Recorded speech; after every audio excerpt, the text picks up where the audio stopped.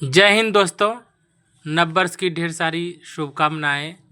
नववर्ष क्यों आया है? जीवन में नववर्ष सीख देने के लिए आया है।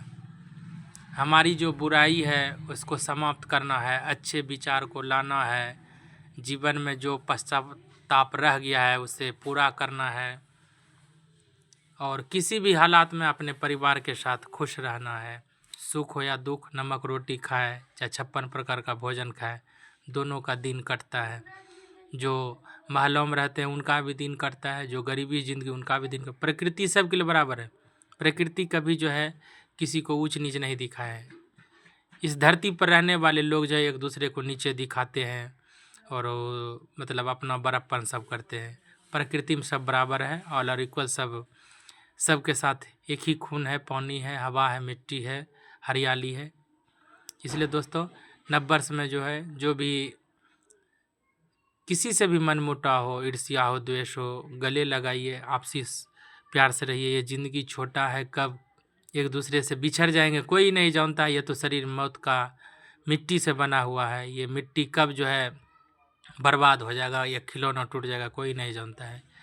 जो भी आपके अपने रिश्तेदार हैं, माँ बाप हैं, भाई बहन हैं, उससे आप एकता बना कर रखिए, प्रेम से रहिए और हमेशा हर घड़ी को अंतिम घड़ी समझिए। आज ज़िंदगी है, रात में सोने के बाद फिर सुबह उठेंगे कि नहीं उठेंगे ये कोई नहीं जानता है।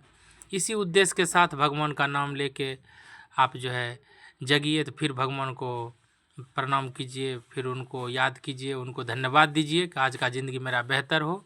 हमारे मन वचन कर्म से किसी का बुरा ना हो, हम अपनी मुंह से कभी गलत बात ना बोलें, हम किसी के बारे में बुरा ना सोचें। भगवान को कहिए कि हमको इतना मौका ही ना दे कि हम किसी के बारे में बुरा, सबके बारे में हम अच्छा सोचें। तो हम एक शिक्षक के नाते मेरा जो विचार है मैंने साझा किया। हम लोग इसी लाइफ स्टाइल के साथ ज़िंदगी जीते हैं।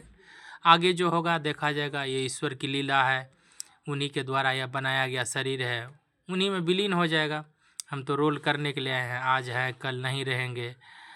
और ईश्वर आप लोग का प्यार बना कर रखे, आप लोग दिन दूनी रात चौगुनी विकास करें, आप ऊंचाई पे चले। रिश्ता कब कहाँ किसका है, कब टूटेगा कोई नहीं जानता है। बस जीत और मेहनत करना चाहिए और हमारे जो माँ बाप हैं उनके सामने में कुछ अच्छे बहुत बड़े पद पे जाना चाहिए, अच्छे स्टार लगाना चाहिए, अच्छी गाड़ी हो, अच्छी घर हो, रुतबा हो, पैसा हो, अच्छा होना चाहिए। ज़िंदगी का एंजॉय है भगवान दिए हैं करने के लिए। और प्यार से रहिए और माँ बाप के ऊपर भी आपका अभिमान रहे कि माँ बाप को भी लगेगा हमने ऐसे बच्चे को जन्म दिए जो आज हमको खुशी का आनंद दे रहे हैं। क्या कि जीवन में माँ बाप ही सर्वोपरि है। हमने देवता को नहीं देखा है, ईश्वर कैसे है। कहानियों, कविताओं, किताबों, धर्म ग्रंथों में हमने पढ़ा, राम है, कृष्ण है, ब्रह्मा है, विष्णु है, महेश है, दुर्गा है, काली है, सबको पढ़े लेकिन देखे नहीं। लेकिन साक्षात में इतिहास गवाह है कि माँ बाप ही ईश्वर होते हैं। क्योंकि यदि बच्चों के जीवन में माँ बाप नहीं रहे तो बच्चों की कल्पना करना, बच्चों तो 2 घंटे, 1 आध घंटे, 1 मिनट में मर जाएंगे। इसलिए माँ जो है ज़िंदगी और मौत से खेलकर बच्चे को जन्म देती है। इसलिए उस माँ को जो है इच्छा को पूरा करना चाहिए। यही मेरा पुत्र धर्म है, यही पुत्री धर्म भी होना चाहिए और इसी हिसाब के साथ रहना भी चाहिए। ऐसे तो समय आजकल का आधुनिक युग हो गया है, मोबाइल का लोगों को लत लग गया है, इसलिए इससे बचना चाहिए। और माँ बाप सर्वोपरि है, उनके नज़र में अच्छे नेक कार्य करना चाहिए, जीवन में उन्नति पे जाना चाहिए। हो सकता है मेरे विचार को सुनने के बाद किसी की ज़िंदगी बदल जाए तो मेरा इस धरती पर जन्म लेना सफल हो जाएगा। कोई ना कोई एक दूसरे को देख कर ही आगे बढ़ रहे हैं। हम लोग भी आज किसी बच्चे को पढ़ा रहे हैं या कोई बच्चा हमसे पढ़ रहा है या हम अपने बच्चों को पढ़ा रहे हैं। दुनिया में कोई भी कोई तरह का काम कर रहा है, तो हर आदमी का अपना अपना एक सपना होता है, विजन होता है। एक दूसरे को लोग देख कर सीखते हैं, लेकिन बुरा काम को देखकर कोई नहीं सीखता है। अच्छे कार्य, आज राम जो अच्छा कार्य किए उसको देखकर हम लोग सीखे। कृष्ण जिस मार्ग पर चले उस मार्ग को हम लोग अपनाते हैं। राजा हरिश्चंद्र जिस मार्ग पर चले उस मार्ग पर हम लोग चलते हैं। क्यों? तो अच्छे आदमी जो होते हैं, अच्छे ग्रंथ जो होते हैं, अच्छे बुक जो होते हैं, उनको पढ़ के लोग आगे बढ़ते हैं।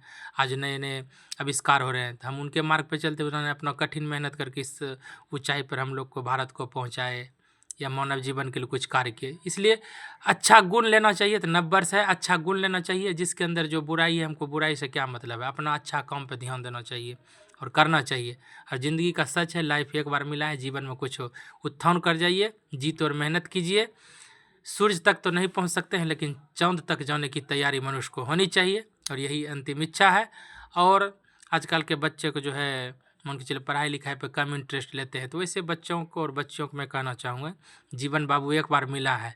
यह जो है ना मिट्टी का जो है ना खिलौना है, यदि आज नहीं पढ़ोगे तो कल रोड के किनारे मिलोगे, कोई पूछने वाला नहीं मिलेगा, और हाथ में कटोरा होगा ना, कोई दाना भी नहीं देगा खाने के लिए। ऐसा हालात अभी चल रहा है।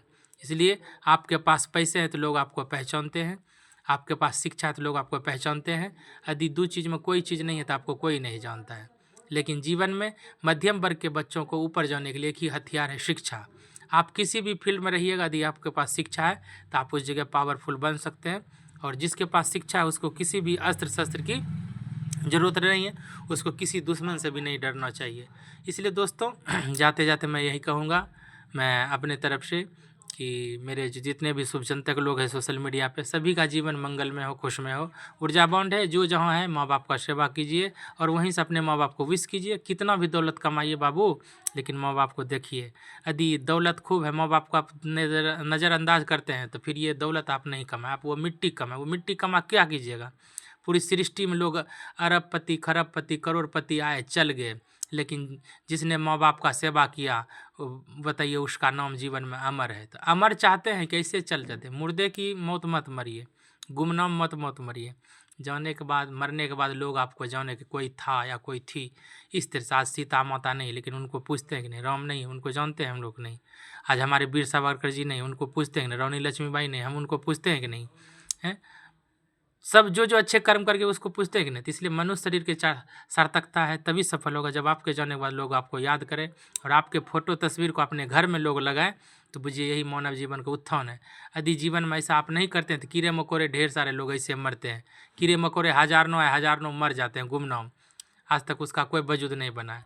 तो मनुष्य जीवन में भी कुछ ऐसे होते हैं कीड़े मकोड़े के टाइप, जो लोग ऐसे गंदगी वाला कार्य करते हैं और जीवन में मर जाते हैं, बेनाम मर जाते हैं, बदनाम होकर मर जाते हैं, कुत्ते की मौत मर जाते हैं। उससे बेटर है आप जिस समाज में पैदा लिए उस समाज में आपके मरने के बाद, आपके जाने के बाद लोग आपके अपने आँखों से आंसू बहाए, तब आपका जीवन में मरना सार्थक हो जाएगा और युगों युगों तक आप सूरज चांद की तरह रहिएगा। धन्यवाद। इसी के साथ दोस्तों नव वर्ष की हार्दिक शुभकामनाएं। मैं भाई राजा यादव, पितुंजा खगड़िया, बिहार की तरफ से।